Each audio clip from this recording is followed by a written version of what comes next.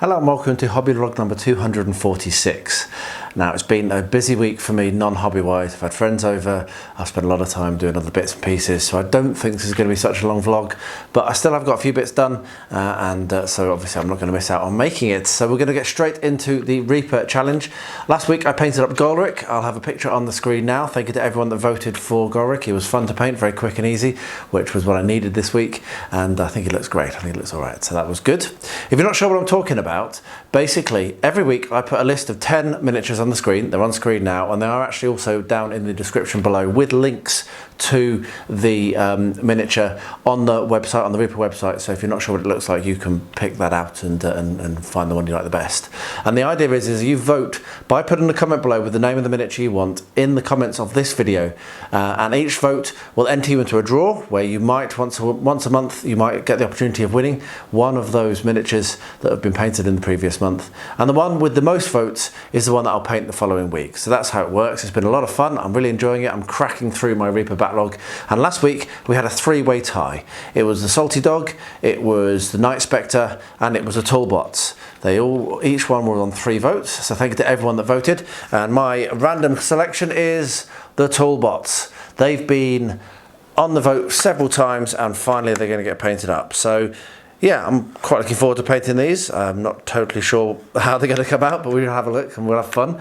So that's going to be good. Looking forward to that. So you'll see those next week. And tomorrow on my other channel, which is An Average Painter, you'll be able to see Golrick painting video will be released on Monday tomorrow. So thank you to everyone that voted last week. Thank you to everyone that's going to vote this week. I really do appreciate it. And thank you to everyone that watches the video. That's really cool and much appreciated as well. So I will see you at the end, and I really hope you enjoy the video. Alright, so let's have a look at this. Golrick Mercenary Warrior. I think I said in the intro to last week's video that I'm really happy actually that this is a small model. I've been painting a lot of big models recently for this, and I've got a lot of models on my painting bench because I'm doing my 40k army, and so having a small model is a good idea, and this will be really nice to paint. I'm actually really excited. It's got a really nice shield to put some detail on. I can bring some colour out with the cloak, and yeah, could just have a lot of fun. But the first thing I'm going to do, as always, I'm going to put that into some hot soapy water and give it a good scrub. We'll let it dry and then clean it off, stick it to a base, prime it, and then I'll come back when that is all done. So yeah, thanks ever so much to everyone who's already voted on this video, and if you haven't, what are you waiting for? Go and vote, and then you could maybe be in with a chance of winning Golrick if that's one you want, or one of the other miniatures this month. Well, Golrick is primed and on his base and ready to go downstairs and get painted, so that didn't take too long, and I've been looking at him through magnifying glass now quite a bit, and I'm quite excited to get this painted, so we're looking forward to it. So once I've finished painting him, I'll bring him up, show you what it looks like, get him based, then done and dusted. So let's hope I can get that done in the next couple of days, get it out of the way, and I'm doing so much other painting, I just need to crack on. Just had a couple of orders, which is good, a couple of deliveries. So this is a bunch of shrink wrap tubing, heat shrink tubing, which I got. So I've got 2 packs there. But the ironic thing is that at the weekend, I looked in the hardware shops locally before I ordered it, and they didn't have any, and I was in a hardware shop locally and they did. So these were actually longer, so I bought some of these as well. So I've got a bunch there, quite a good selection there, and then quite a good selection of different sizes here. So that's going to be used initially for my welding, my soldering. Sorry, I need to put some of this around the clamp, around the crocodile clip, because it did damage the wire. And then once that's done, I can start welding or soldering up a bunch of droppers, and can move over onto Rosie's model railway and start getting the power done, which I really want to do very soon. So I'm glad these have arrived. I'm going to get that done soon. I bought myself a heat gun, and so I'm all set. So I should be able to start that pretty quickly. I've got other things been delivered though, so let me show you what they are. First thing is a bunch of books. Now I've been really enjoyed. I bought some Black Library books when I was over there for my trip to Warhammer World. So anything I bought at Warhammer World, I've enjoyed it so much that I decided to go on eBay and pick up a whole bunch of books. So let me show you what they are. So we've got Predator Prey. I should have unwrapped this before I started filming. I didn't realise this was tape. There we are. Nicely well packed and well delivered, as you can see. We've got War Boss, which looks good. What else have we got? We have the Big Dacker, and that'll become relevant. So I've read the other book about this guy, Ulfrak Blackhawk, and then I have a bunch more here. So let's get into here. The bag tore. That's a shame. Never mind.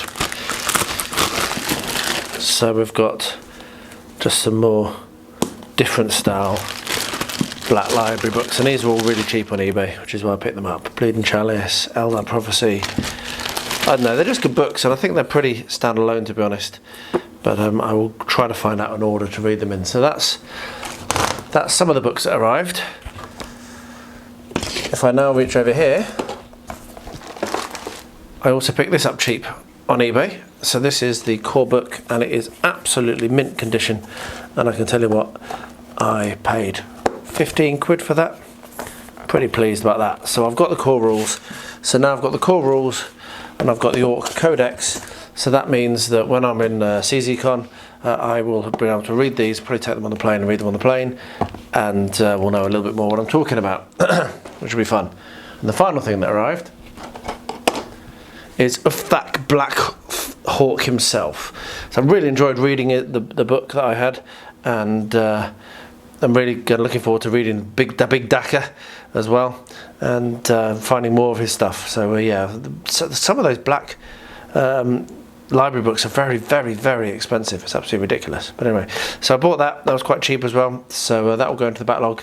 What I'll probably do is I'll reward myself once I've finished all of my orcs.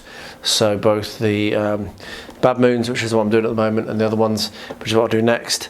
And when I've finished everything, I will probably then reward myself with Uthak and hopefully get them done before the con as well, but we shall see. So there we are, nice little bit of deliveries, bunch of reading material, and one miniature. That's cool.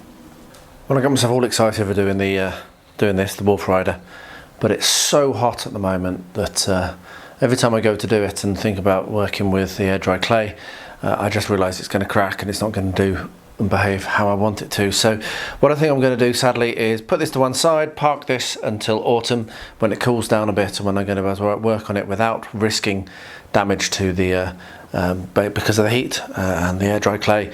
So yeah, I'm going to park this. It hasn't been forgotten. I look at it nearly every day and think I'm going to do that, but it's like 30 degrees inside and it's just too hot. So yeah, I'm just going to park it up. So that'll be something to look forward to in a few months, and I will come back to it then. I've been staring at this for a little while, and I think I need to get on with it and get it off my bench. So the things that are left to do is a tarpaulin to go over the nose and to go over the cockpit to hide the fact that the nose and the cockpit were missing parts out of the kit.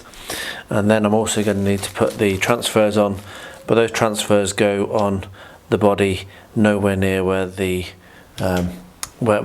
tarpaulins are going to go. So I'm going to make use of my green stuff. I don't use green stuff anymore. I use mostly milliput for my filling, but I'm going to use green stuff for this. So this is my final stick. I've had this for years and years.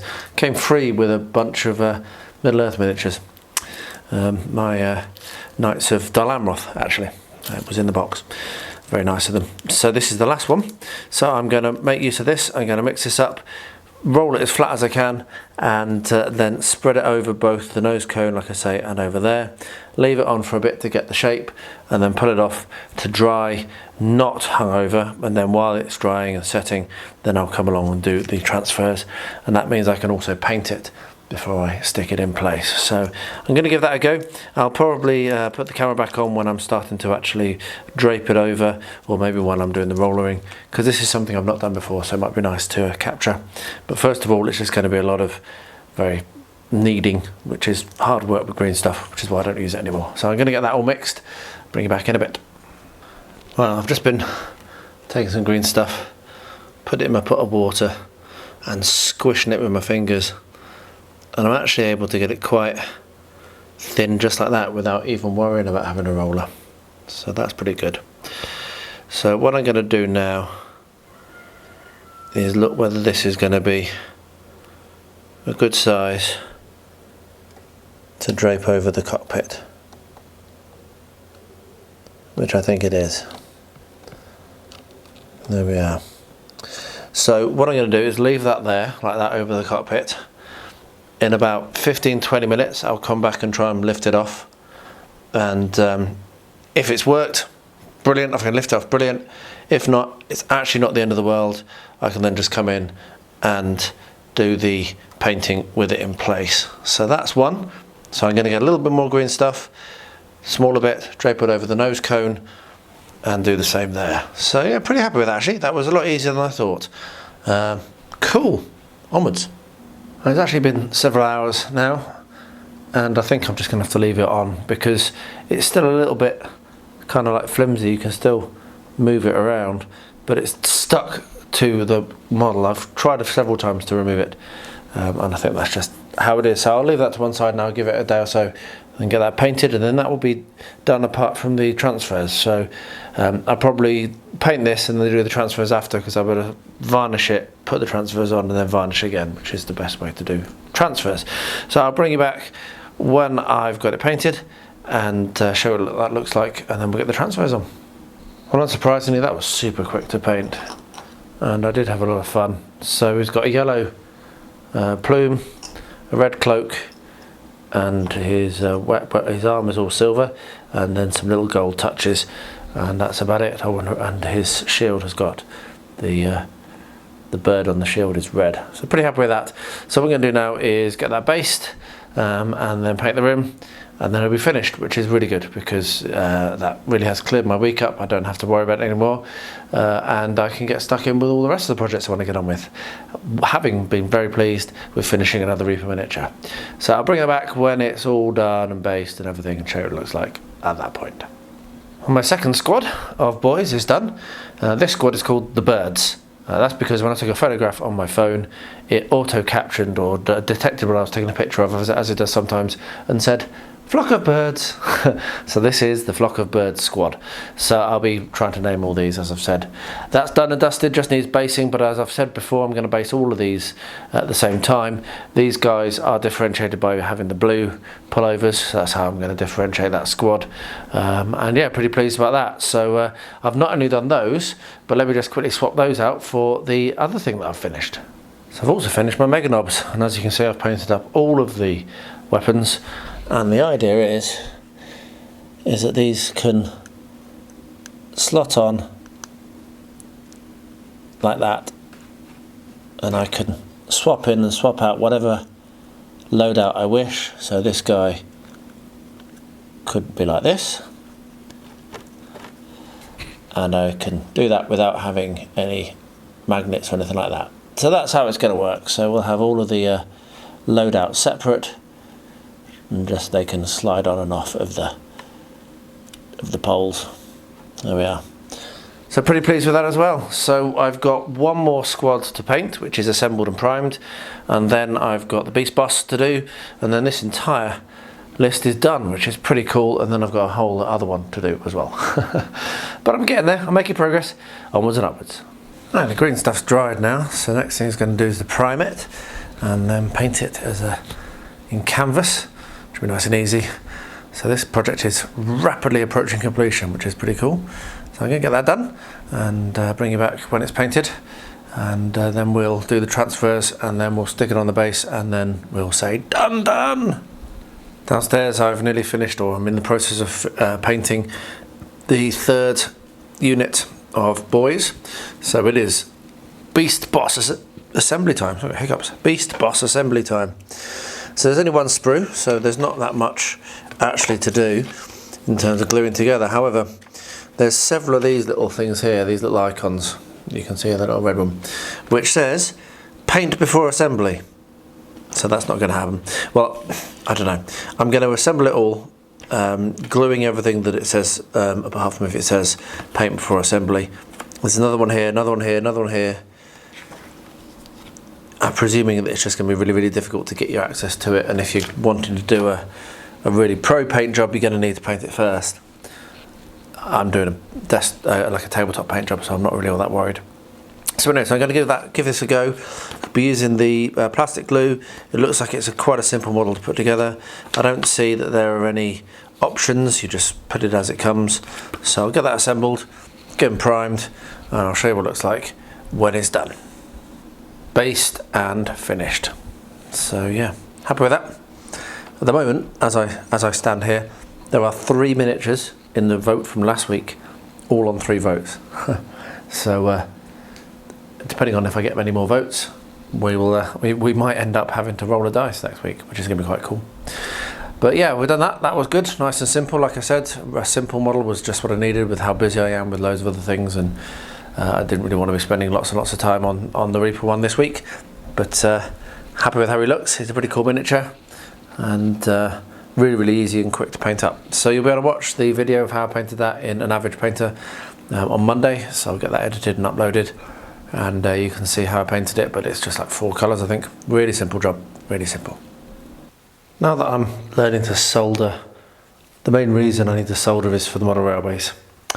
And the first thing that I want to do is something that I've been wanting to do for a while and haven't been able to do because I don't know how to solder, which is improve the electrical connectivity all the way around Rosie's layout. So at this point here, we've got 2 rail joiners, and then the curve comes around here, and we've got 2 rail joiners just around here as well.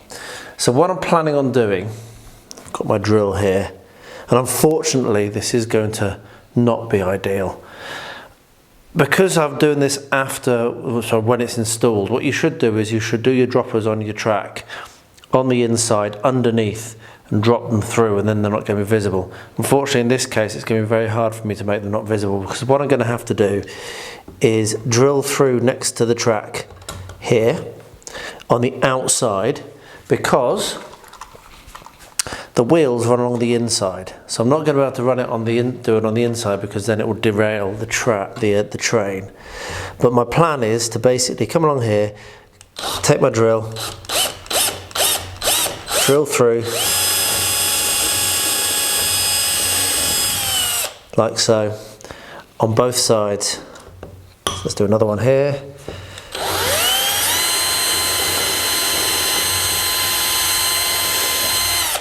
Okay, and then what I'll do is I'll get my dropper, I'll solder it to the outside of each of the lines, drop it through, and I will have a ring running round, which will basically allow the electricity to go to each of the sections without having to rely on the connection that is made just by the rail joiner, because rail joiners are notoriously not very conductive. And it's a bit of a silly thing I did, a bit of a mistake. This was my first model railway. I've learned I will be doing my droppers correctly on my other ones, but I've got to make a start somehow. So this is what I'm going to have to do. So I'm just going to go around. I want them to be a bit closer to the track than that, but never mind. Going to go around, put 2 holes either side of the track for every section of track, and then when I'm happy that that's all done, I will then run the cable around underneath, and by that point hopefully I'll have done a lot of droppers, so I'll be soldering the droppers, which I will bring to the channel as well when I get to it, and then I can come and attach the droppers to the tracks, and then attach them underneath, and then hopefully this will run much better, which is part of my aim and really what I want to do. So I'm going to crack on with this now, get all this drilling done, and also start the soldering as well as soon as possible. We need to get on with this. Now the Beast Boss is assembled and primed, and can now be taken down to the painting bench to get painted. That's pretty exciting. It was actually relatively easy to put together, though, yeah, it's easy when it's Orks, because it doesn't matter if it looks rubbish. So yeah, I'm happy with that. I haven't, obviously, as you can see, I haven't bothered with the paint separately. So basically like the face and stuff, I'll just struggle with that, and you'll see that on an average painter when it comes out, because I will film this one. But yeah, there we are. That's the final model for this warband, or whatever you call it, this group, this list, and I'm about to start working on the Beast Snaggers as well, which is the second list. Well, there we are. As I say, a bit of a shorter week, but I have got stuff done, and I've been in the painting room quite often, which obviously doesn't really reflect into the vlog until a batch of miniatures is finished. And I'm doing pretty well on those 40k models, though I am under pressure because it is rapidly approaching when I'm going to America, so I really need to keep cracking on. So yeah, that'll be taking a lot of the next week up. Now this weekend has been fun. Played a few games. I actually did a GM'd a one session of the One Ring, and Rosie said she really wants to get back to that. So I'm still home alone. They're still on their holidays. So hopefully when they come back, we can get back into our own campaign, which I would really like to do. And then last night we played a game of Snake, the board game, which was really good fun. And That's How I Died, which is a new game, and we really did have fun playing that as well. So it was nice having people over and getting some games in, and just like hanging out. We had a really good time. But of course, it did mean that I got no hobbying done at all on Saturday, and pretty much none on Friday as well. So yeah, that's why it's been impacted a little bit this week. I'll flash on screen again the options for the Reaper vote. Pick one of those, put it in a comment below. You'll be entered into a prize draw. You could win one of them, and you'll help me to choose what to paint next week. So thank you ever so much if you've already done it. And if you haven't, what are you waiting for? It doesn't cost anything and it doesn't take more than a second, so get it done. So I'll wrap up as I do in all of my vlogs. If anyone out there is impacted directly or indirectly by the horrific war in Ukraine and in Israel, my thoughts do go out to you and anyone you know who might be in that situation. And the reason I say this is because I am. I know people impacted by both wars, and it's horrendous. So yeah, there's that. And to everyone, please do stay healthy, stay safe, and stay well.